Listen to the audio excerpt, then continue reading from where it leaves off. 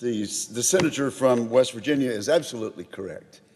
This is a must-pass bill, and I'm delighted to join her and the senator from Tennessee who spoke before her in pointing out some of the very positive aspects of this bipartisan bill. And isn't it refreshing, Madam President, that this last piece of legislation that this body will consider before the Independence Day break this weekend is a truly bipartisan tradition that we've had in the Senate, and something that we can be proud of and should try to replicate on other legislation. So I want to take my hat off to Chairman Jim Inhofe, the chairman of the Senate Armed Services Committee, and Ranking Democrat Jack Reed for their patriotism, for their cooperation, putting together a product that will that garnered almost unanimous support in the Armed Services Committee and will undoubtedly pass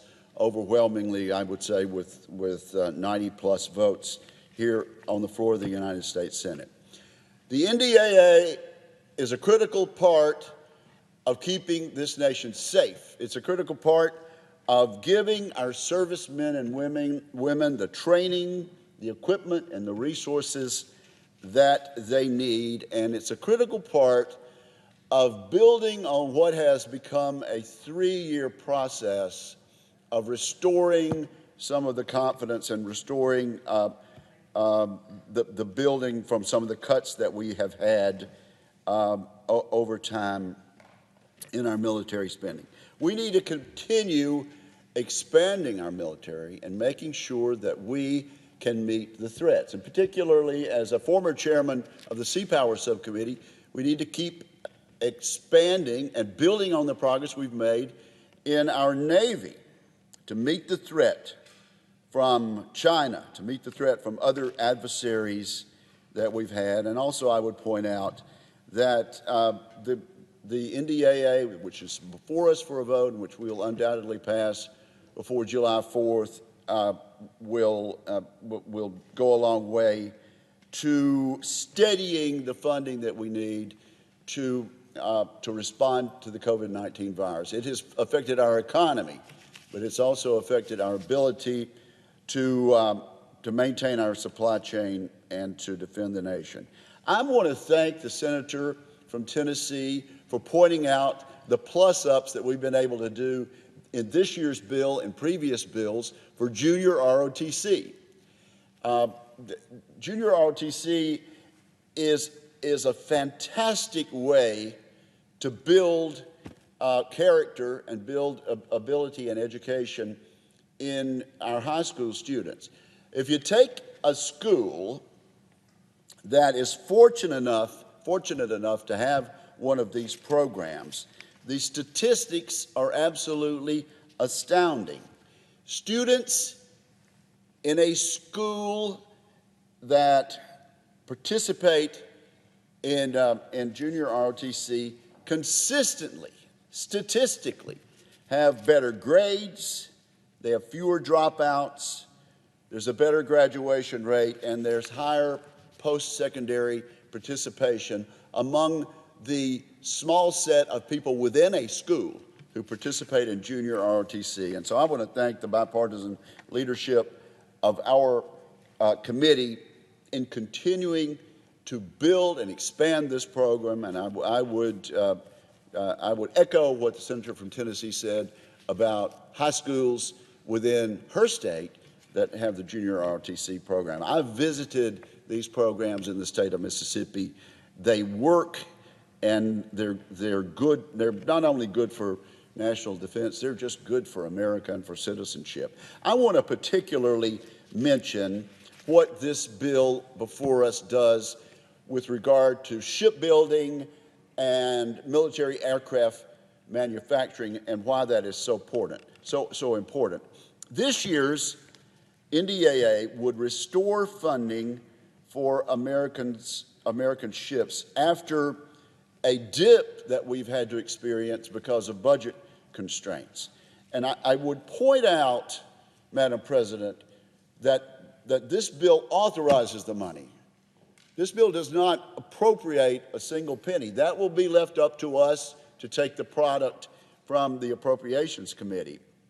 But if we are able to spend the money that is authorized, here's what we're going to end up with by the end of the year. It would fund 7 new battle force ships. It would authorize 4 new amphibious assault ships, which of course will be built in our American shipyards, some of them in my home state of Mississippi. It's worth mentioning, I think, to my colleagues that we had wonderful news yesterday that the Navy will build an additional destroyer in Pascagoula, Mississippi, and that destroyer will be named after our former colleague, the late Senator Thad Cochran, a Navy veteran himself and longtime chairman of the Appropriations Committee. These projects would bring our Navy closer to the total of 355 ships, which is part of the requirement that we get from our admirals and generals around the world that tell us on an objective basis what we need to keep this nation safe. They've given us a requirement of 355, and if we actually went back to them today and made them reassess that number, and they may be doing that right now, they would probably tell us that number is over 355. But what we did when I was chairman of the Sea Power Subcommittee, Madam President, is put that requirement of 355 in the statute. It's not a sense of the Senate, it's not a sense of the Congress. We built it into the statute, made it part of the law of the land, and 355 ships is where we need to be if we want to protect the United States of America. We've had this dip in military manufacturing that affects both ships and aircraft manufacturing. And I would just point out to my colleagues that we are going to need to restore that dip outside the regular appropriations process. And I would commend to my colleagues the possibility of putting the job creation part of this equation in phase 4 of our COVID-19 response bill, which I think will come before the Senate in the second part of July once we return from the 2-week 4th of July break. I hope we can come up with a little extra money for ship manufacturing and for aircraft manufacturing. This will get us where we need to be in terms of protecting our nation, but also it is an unbelievable job creator. Listen to what shipbuilding does for our economy alone. In shipbuilding alone, there are 14,000 supplier companies in all 50 states. Shipbuilding impacts that many companies in every single state. The LHA 7 program, for example, requires 541 suppliers across 39 different states to produce fully that class of ship. So it protects America and it puts Americans back to work. I think we can spare a few extra $1 billion to restore that dip and put these people back to work as part of our recovery program. With regard to the F-35 program, aircraft manufacturing, in 2020, this year, there are over 1,800 suppliers working on that aircraft manufacturing program in 48 states and in Puerto Rico. And of those 1,800 companies who are suppliers, over 1,000 of those suppliers are small businesses.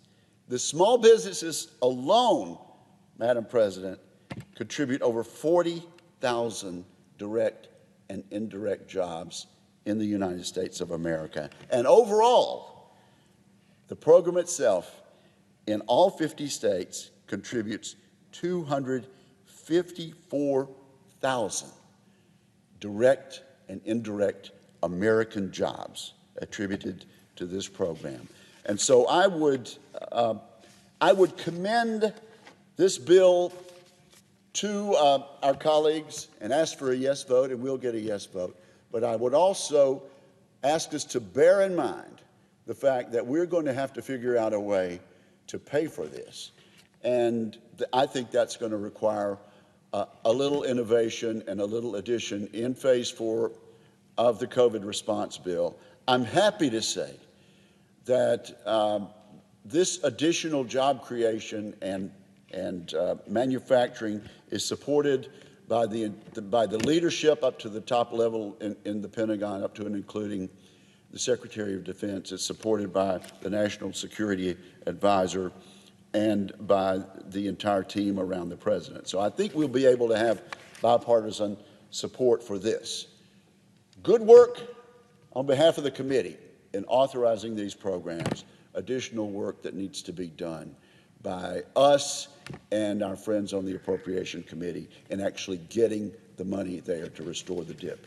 It's a good day for America, and it's a good occasion for this United States Senate that we're able to end this work period with bipartisanship and support for our troops. And I yield the floor, Madam President.